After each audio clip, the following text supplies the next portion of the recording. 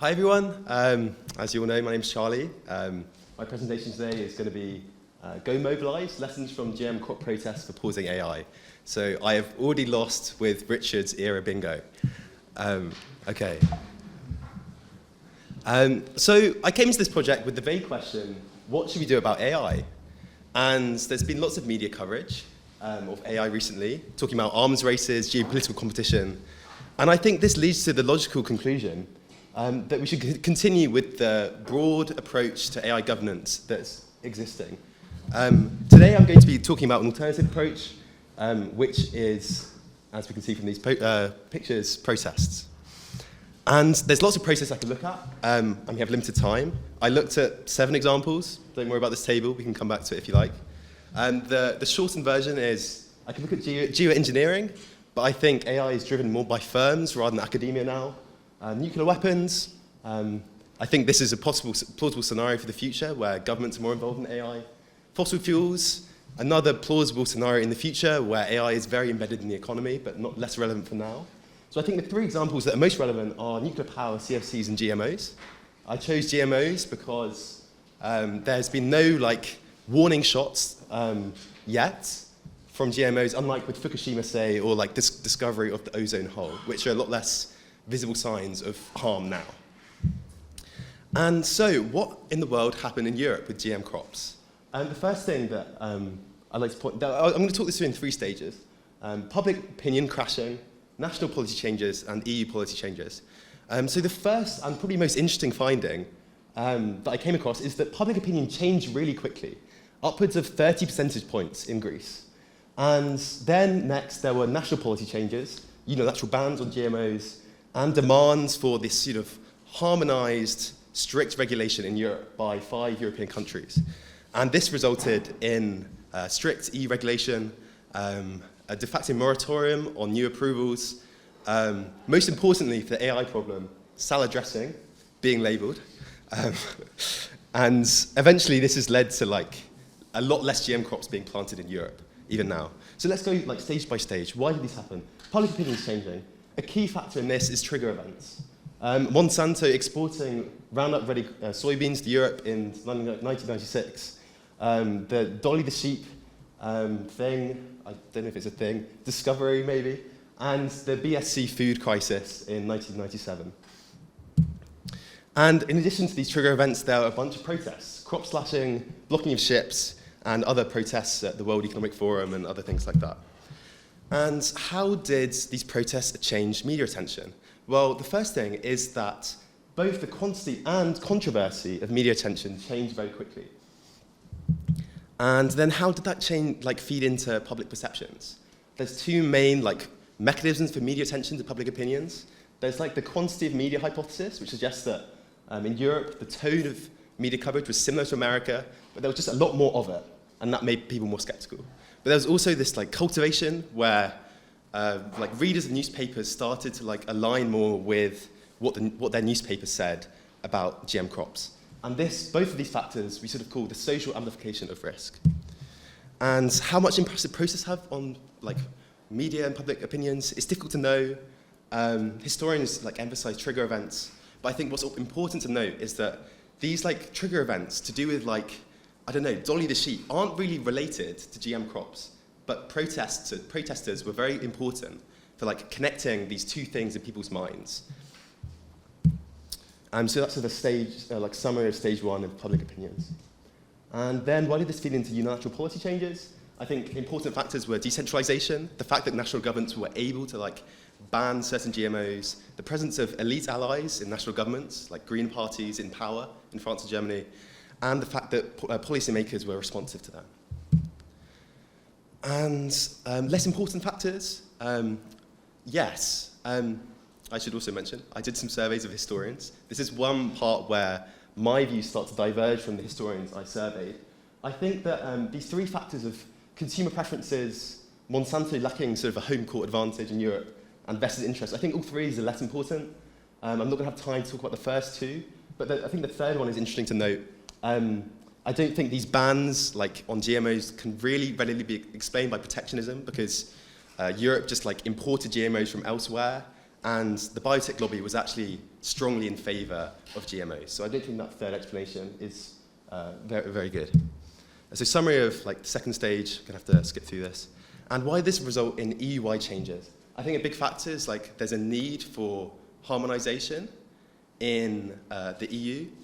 And other important factors was like pressure from the European Parliament, consumer campaigns like by protesters encouraging like supermarkets to ban GM crops from like just getting rid of GM ingredients from their produce.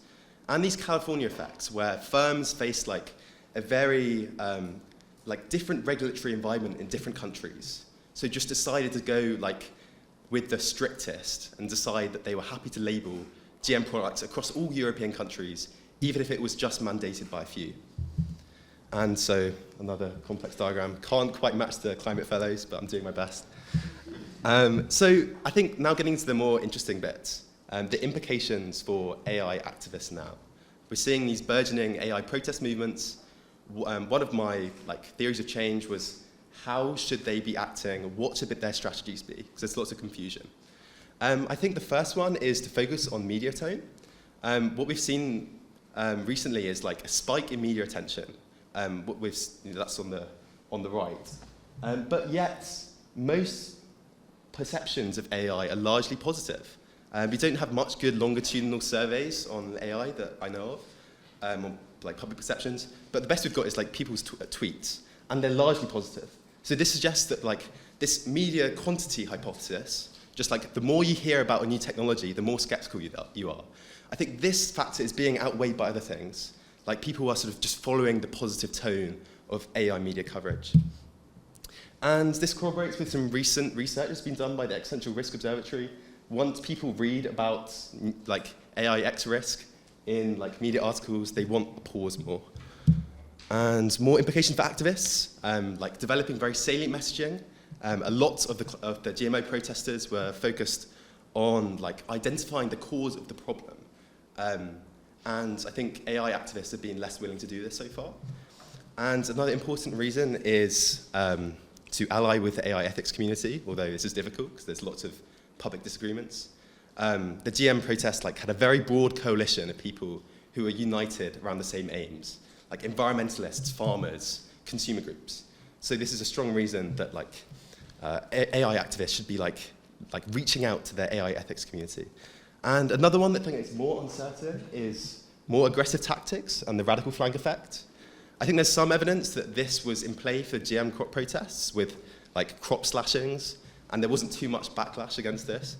But I think it's very unclear whether these same tactics could work for AI when AI X risk is very much still not widespread in the public consciousness, and there's no mainstream flank that the radical flank could help yet, I don't think. Yeah, and then this sort of more theoretical question of whether protests can help pause AI development. I think for several reasons, this is going to be more difficult. A big factor for the GM crop protests were corporate campaigns. This is going to be much more difficult for AI, where OpenAI is just building large models with not really immediate profit in mind. Additionally, a lot of these models are just offered for free, so consumer pressure is just I don't know, people are getting it for free anyway. And also, I think another factor which makes AI protesters have a more difficult environment is that the big tech lobby is much more powerful than the biotech lobby was. We've seen, I think it was interesting from Sabria's presentation earlier, talking about the Frontier Model Forum. It's unclear what lobbying capacity this will have. Spokespeople have said that it's not going to be a lobbying platform, but I think we should be skeptical, given this quote by Adam Smith. Companies rarely get together for public good, so I think we have reasons to be skeptical. And OpenAI, as Gabe has sent me very useful links, is hiring for lots of policy analysts, which is another reason to be concerned. More external factors, which I think make me more pessimistic about AI protests. This race to the top, which we saw in Europe between different European countries, less likely with AI. There's more of an element of regulatory competition between countries. We saw this with Sam Altman threatening to leave Europe, and that was a lot more difficult for GMOs, where farmers weren't going to just up stick and move to Germany based on restrictions in France, for example. And there's also like fewer elite political allies for a pause. I think there's some support in Europe for like more restrictions on foundation models, but few politicians are actively calling for a pause. Additionally, there's more internal factors why like the AI case is going to be harder. I think the messaging is just more difficult. Like AI is not personally ingested like GM foods are, and I think AI also offers like more tangible benefits to people than GM crops did, and the narrative about unnaturalness with GMOs doesn't really translate for AI, where this is just a continuation of technological innovation that's been going on for many decades. Additionally, as I said, AI ethics and safety communities are disunited. And the last factor is that alliances with workers are a lot harder. If any of you watched the show Breaking Bad, on the right, this is Bryan Cranston. He's an actor in America protesting against many things. One of them is generative AI threatening actors. But Bryan Cranston is not calling for a pause to AI development. He's just calling for fairer contracts with regard to AI, which is different from farmers in Europe who are calling for a ban. So I think alliances with workers are going to be slightly more difficult. But there are some reasons to be optimistic. There's lots of pre-existing public support for slowdowns and lack of trust in big tech. And we've shown that media narratives can shift public opinion from that study I mentioned, and trigger events could be very impactful. So overall, yes. I think my main finding is that activists can rapidly shift people's perceptions of risk. And this is separate from the question of can activists pause AI, or even whether it's you should go and mobilize. With that first question, I think it's going to be a much harder problem. But activists are involved in a lot of examples of technological restraints, as shown in the table, which we can go back to if you like. Should you go mobilize? Depends on lots of things. Depends if you think protests are good or have lots of downside risks. Depends how difficult you think alignment is. Depends whether you think a pause is even desirable or not. And I think much more research in this is needed, and also in other questions. Will pausing AI get harder? It may do, as big tech shifts its big business model more towards AI. I think more research that would be cool is looking at other examples, especially nuclear power and CFCs, and what role protests had. And two more questions: whether shifting the Overton window, or the tone of political discussion could help other policies. For example, FDA-style auditing that Merlin gave an excellent presentation on. And another question is whether there are any successful, relevant examples of purely inside game strategies of persuasion and working within firms. I think it's an open question whether there's any relevant examples of this strategy working. So yes, protests can shift public perceptions, but pausing AI is going to be difficult. Thank you.